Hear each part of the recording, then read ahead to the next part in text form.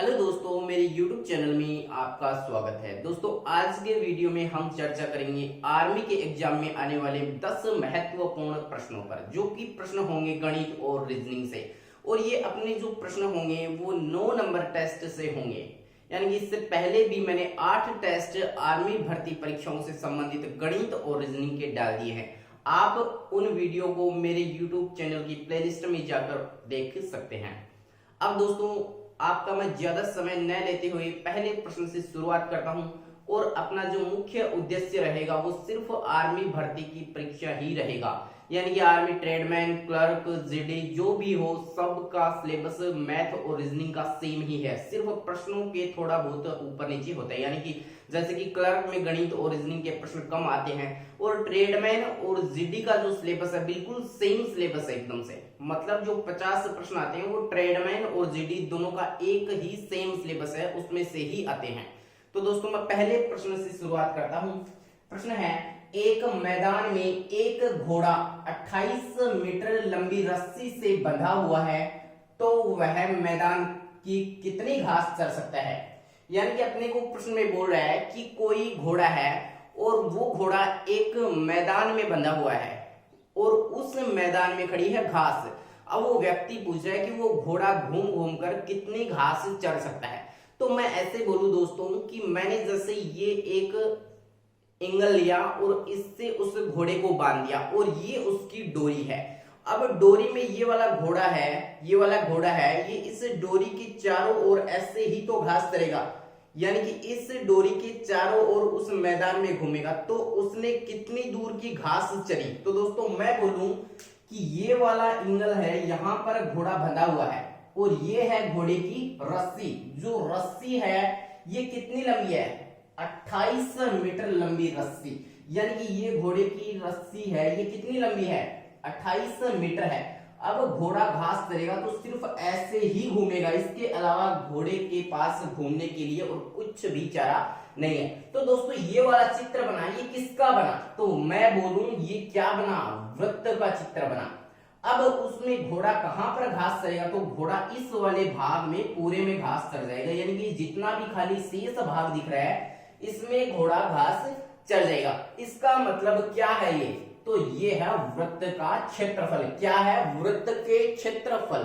तो वृत्त के क्षेत्रफल का यदि मैं फॉर्मूला लिख दूं तो क्षेत्रफल बराबर होता है पाई आर स्क्वायर।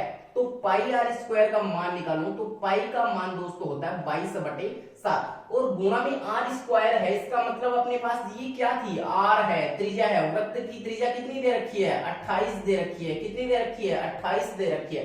तो ये आर स्क्वायर है, इसका मतलब त्रिज्या कितनी बार गुणा करनी है, 2 बार। तो 28 को मैं वापस गुणा कर दूं 28 से, तो इस 7 को एक बार काटूं तो ये 28 कट गया 4 बार।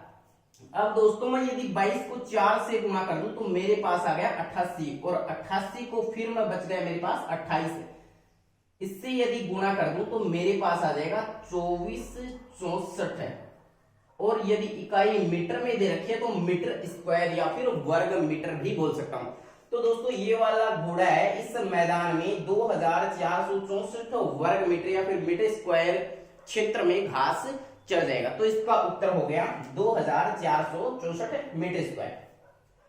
अब प्रश्न नंबर 2 पर चर्चा करूं तो काफी अच्छा प्रश्न है। क्या दे रखा है कि एक समबाहु त्रिभुज का क्षेत्रफल ज्ञात करो जिसकी भुजा 12 सेंटीमीटर है। अब दोस्तों, सबसे पहले तो आपको पता होना चाहिए कि त्रिभुज कौन कौन से होते हैं। तो दोस्तों, त्रिभुज होता है, समकोण त्रिभुज होता है, विषम बाहु होता है, द्विबाहु होता है और समबाहु भी होता है। तो ये कौन से त्रिभुज की बात कर रहा है, समबाहु की। तो सम के अंदर हो गया समान और बाहु यानी भुजा, यानी कि समान भुजाओं वाला त्रिभुज। तो ये हो गया समबाहु त्रिभुज। यानी कि समबाहु त्रिभुज में प्रत्येक भुजा बराबर होती है। तो इसमें क्या दे रखा है, इसका क्षेत्रफल ज्ञात करना है। यानी इस त्रिभुज का अपने को क्षेत्रफल ज्ञात करना है। इसकी भुजा अपने को दे रखी है 12 है, तो ये वाली भुजा 12 है, तो ये भी 12 है, तो ये भी 12 है। अब यदि मैं समबाहु त्रिभुज का मेरे से कोई क्षेत्रफल पूछे तो उसका फॉर्मूला मैं लिखूंगा। क्या लिखूंगा कि क्षेत्रफल बराबर √3/4 और भुजा स्क्वायर। क्या, भुजा स्क्वायर। वापस बोलूं, क्षेत्रफल बराबर समबाहु त्रिभुज का क्षेत्रफल बराबर √3/4 भुजा स्क्वायर। कई बार ये भुजा स्क्वायर आपको ए स्क्वायर भी मिलेगा, यानी कि भुजा को अगला ए मान के भी फॉर्मूला लगा सकता है। इसमें मैं यदि मान रखूं तो √3/4 और गुना भी क्या है, भुजा स्क्वायर हो रहा है, तो 12 का स्क्वायर का मतलब है 12 गुना 12। अब इस 4 से मैं इसको काटूं तो ये आ गया 3 और 12 दिया 36 और √3। तो दोस्तों मीटर में दे रखी है, किसमें दे रखी है, सेंटीमीटर में, तो क्या आ जाएगा सेंटीमीटर स्क्वायर। तो इसका उत्तर हो गया 36√3 सेंटीमीटर स्क्वायर। तो प्रश्न नंबर 3 का उत्तर यह है 2 का सेंट। प्रश्न नंबर 3 दे रखा है जो कि सही बटेगा या फिर सरलीकरण का प्रश्न है। दोस्तों आप इस प्रश्न को कैसे करते हैं वो मुझे नहीं पता है, लेकिन मैं कैसे करता हूं वो आप जरूर जानिए, क्योंकि आपको यदि सीधा करना है और सरल कैलकुलेशन में करना है तो प्रश्न को ऐसे ही करें। क्या दे रखा है, आप जो जो संख्याएं बटे में दे रखी है वो लिख लें और सही में जैसे कि ये वाला 1 है तो क्या बोलते हैं, 1 सही 3/4, 2 सही 5/8, ऐसे बोलते हैं। इसको क्या बोलते हैं 3/8। इसका मतलब एक तो ये वाला हो गया, तो मैं इस एक को लिख लूं, और 2 ये वाला, और ये क्या बीच में चिन्ह है प्लस का, तो ये 1 और 2 कितने हो गए 3 हो गए, यानी 3 तो अपने पास है। अब अपन इनको सरल करते हैं। ये वाला क्या दे रखा है 3/4, ये वाला क्या दे रखा है 5/8, आगे क्या दे रखा है 3/8, आगे क्या दे रखा है 1/6। दोस्तों यदि इनका अपन लघुत्तम समापवर्तक या फिर एलसीएम या फिर लैसे लेंगे तो मेरे पास 4, 8 और 6 का लघुत्तम आएगा 24। 24 में इस 4 का भाग दूंगा तो 4 छिका 24, यानी कि 6 बार गया है, उस 6 को इससे गुणा कर दूंगा तो 6 तिया 18, 8 तिया 24, 3 5 तिया 15, इस 8 का इसमें दूंगा 8 तिया 24, 3 आ गया, 3 को इससे गुणा कर दूंगा कितना आ गया 9 आ गया, 6 चौक और 4 को इससे कर दूंगा कितना आ गया 4 आ गया। यदि दोस्तों मैं इन संख्याओं को 18 15 33 33 18 और 15 33 33 और 9 हो गए 42, 42 और 4 हो गए मेरे पास 46/24। यदि मैं इसको और सरल करूं तो 2 से कट रहा है ऊपर वाला 23 बार और नीचे वाला 12 बार। अब दोस्तों अपने पास पहले कितना था 3 तो था ही, तो मैं 3 लिख लिया मैंने। अब इस 12 का भाग इसमें लगाऊं तो कितना आ गया, भाग गया एक बार, शेष कितना बचा 11, और बटे में क्या चल रहा है 12, तो 1 सही 11/12, तो 3 तो ये और 1 ये, तो 3 और 1 कितना हो गया 4, और सही में क्या चल रहा है 11/12, तो उत्तर हो गया 4 सही 11/12। आप इसको और भी अलग तरीके से भी कर सकते हैं, जैसे 4 एकम 4, 4 और 5 7/4, तो इसको 7/4 लिख लेंगे, 8 दूनी 16, 16 और 5 21, तो इसको 21/8 लिख लेंगे। आप इसको ऐसे भी सरल कर सकते हैं, लेकिन ऐसे करोगे तो कैलकुलेशन थोड़ी सरल हो जाएगी। प्रश्न नंबर 4 पर चर्चा करूं तो क्या दे रखा है, एक त्रिभुज का आधार 12 सेंटीमीटर तथा ऊंचाई 8 सेंटीमीटर हो तो क्षेत्रफल ज्ञात करें। यानी अपने को एक त्रिभुज दे रखा है और इस त्रिभुज की विशेषता बता रहा है, क्या बता रहा है कि इस त्रिभुज का आधार कितना है 12 सेंटीमीटर, तो ये आधार, इस त्रिभुज की ऊंचाई कितनी है 8 सेंटीमीटर, तो ये क्या है 8 सेंटीमीटर। अब इस त्रिभुज का यदि मेरे को क्षेत्रफल ज्ञात करना हो तो क्षेत्रफल का सूत्र होता है 1/2 गुणा आधार गुणा ऊंचाई। तो दोस्तों ये होता है इस त्रिभुज का क्षेत्रफल। मैंने देखा है कि ये प्रश्न लगभग 80% आर्मी भर्ती परीक्षाएं ऐसी हैं जिसमें ये वाला प्रश्न हमेशा पूछा जाता है। विशेष तौर पे बात मुख्य रूप से तो ये है कि इस सवाल में संख्याएं भी परिवर्तित नहीं करता है, या तो इसमें ऊंचाई पूछ लिया, आधार पूछ लिया, फिर क्षेत्रफल, संख्याएं यही घुमा फिरा के देता है 8 12 और 48, बस ये सीधा है। अब मैं इसमें मान रखूं तो 1/2 का, तो 1/2 आधार कितना है 12 है, ऊंचाई कितनी है 8 है, तो मैं इसको काट दूं 1 आ गया, इसको काट दूं 6 आ गया, तो 8 छिका 48। तो दोस्तों मैंने बताया था कि 8 48 और 12 फिक्स संख्याएं हैं इस प्रश्न की। और क्या ज्ञात करना है क्षेत्रफल, इकाई किसमें देखिए सेंटीमीटर में, तो आप इसको लिख देंगे वर्ग सेंटीमीटर या फिर सेंटीमीटर का स्क्वायर। तो प्रश्न नंबर 4 का उत्तर आ गया 48 वर्ग सेंटीमीटर। अब दोस्तों प्रश्न नंबर 5 पर चर्चा करें तो काफी सरल प्रश्न है और ये प्रश्न कई बार एग्जाम में पूछा गया, ये वाला भी पूछा गया और ये वाला भी प्रश्न पूछा गया। दोनों ही सरलीकरण के प्रश्न है, या फिर बोलूं तो ये वर्गमूल घनमूल का है तो ये भी वर्गमूल घनमूल का ही प्रश्न है। प्रश्न दे रखा है 500 में क्या घटाया जाए, क्या बोल रहा है, क्या घटाया जाए कि वह पूर्ण वर्ग बन जाए। तो दोस्तों पहले तो ये पता होना चाहिए कि पूर्ण वर्ग क्या होता है। 4 एक पूर्ण वर्ग संख्या है, 5 एक पूर्ण वर्ग संख्या नहीं है, 8 एक पूर्ण वर्ग संख्या नहीं है, 9 एक पूर्ण वर्ग है। तो पूर्ण वर्ग कैसे आती है, जैसे 8 है, 8 का पूर्ण वर्ग ज्ञात करना है तो 8 को 8 से गुणा कर दो, कितना आ गया 64। तो 64 एक पूर्ण वर्ग संख्या है। 7 का पूर्ण वर्ग ज्ञात करना है तो 7 7 49, तो ये भी एक पूर्ण वर्ग संख्या है। तो दोस्तों पूर्ण वर्ग संख्या तब आती है जब उस संख्या को उसी से मैं गुणा कर दूं, पूर्ण वर्ग संख्या आ जाएगी। अब क्या हो रहा है, 500 में क्या घटाया जाए। तो दोस्तों इसके लिए मैंने आपको पहले ही बताया है कि आप वर्गमूल और घनमूल याद करें। जो बच्चा आर्मी की तैयारी कर रहा है उसको 30 तक वर्ग और 15 तक घन अवश्य रूप से याद होनी चाहिए, तब ही वो वर्गमूल घनमूल का प्रश्न कर सकता है, अन्यथा उसको समय ही नहीं मिलेगा एग्जाम में कि वो प्रश्न के हाथ भी लगाए, क्योंकि प्रश्न ऐसा ही आता है। जैसे कि 120 और 300 के मध्य पूर्ण वर्ग संख्या कितनी है, 7 संख्याएं गिन लीजिएगा। ऐसे ही प्रश्न आता है जैसे कि उसने पूछ लिया कि